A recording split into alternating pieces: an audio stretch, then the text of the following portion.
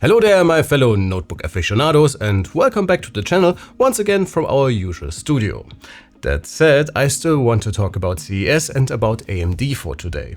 And if you followed along our coverage, you might have noticed that everything was leaning a bit heavily towards the Intel side of things, and their new laptop architecture, Panther Lake, was pretty much everywhere.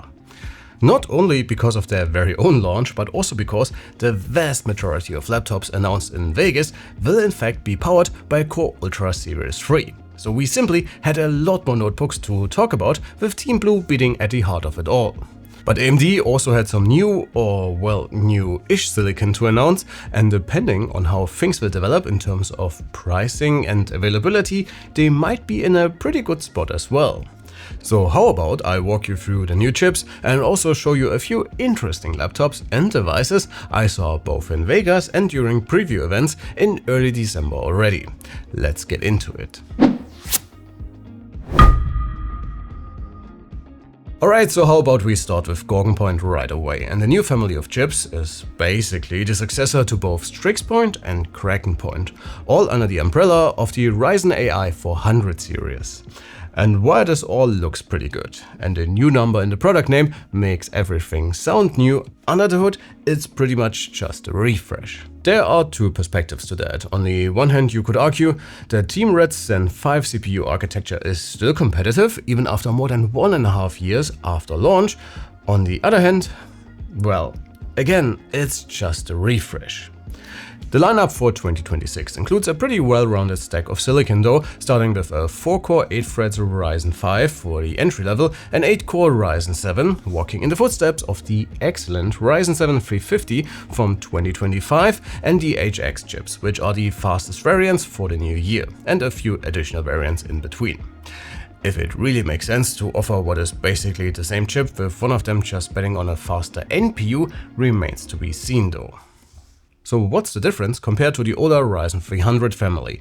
Well, we got a new name and slightly higher clocks on the CPU side. And that is pretty much it, since even the integrated GPU, the 890M in the higher end CPUs, is the same. Again, just betting on higher clocks to offer a little bit of an advantage. And it will be very interesting to see how those will compete with Intel, since our early benchmarks of the Core Ultra X9 shows a very clear advantage for Team Blue here. But again, we do not know how much laptops with that very silicon will cost, so it's a bit too early to draw any conclusions here. That said, AMD will probably still have the fastest integrated GPU with their Strix Halo, or to keep things official, the Ryzen AI Max Plus series.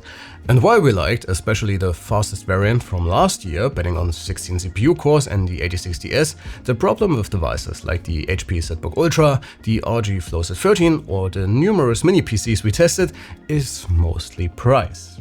And it seems like AMD listened, and we will get two new variants that cut down on the CPU cores with 12 or 8 respectively, but leaving the GPU side untouched, which could be a great option for more affordable gaming laptops if you do not want to opt for dedicated solutions.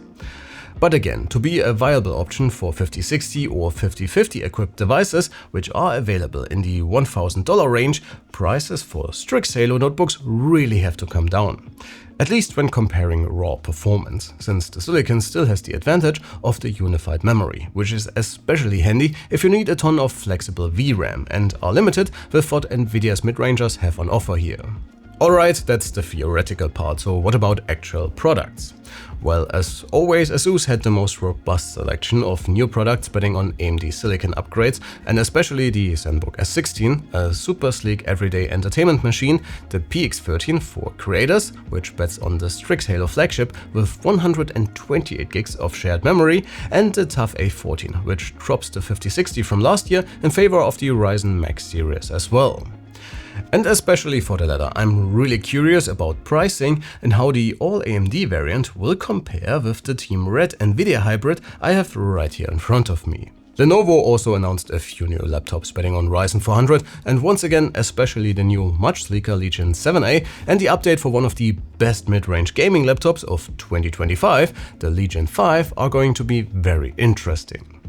From what I have seen, we will also get a few mainstream notebooks from pretty much all manufacturers coming with the refreshed chips. So there will be new Gigabyte Aero X16s, new Yogas and new HP notebooks, just to name a few. So it's not like everything will be Intel in 2026, but still, the AMD variants seem to fly a little under the radar here. And again, I hope we will get review samples soon to see how things are going to be in the real world when actually using these laptops. Maybe AMD does not have to offer the best mobile CPUs in general if they can be competitive with pricing, especially for the Strix Halo product, since Intel does not really have a competitor here. But as always, let me know what you think and sound off below which AMD-powered laptops caught your eye during all the CES announcements. And this should already be it from my end for today. Thanks a ton for watching, folks. Feel free to check out our CES coverage on the channel. My name is Alex, you have been awesome, and I see you all in the next one. Take care.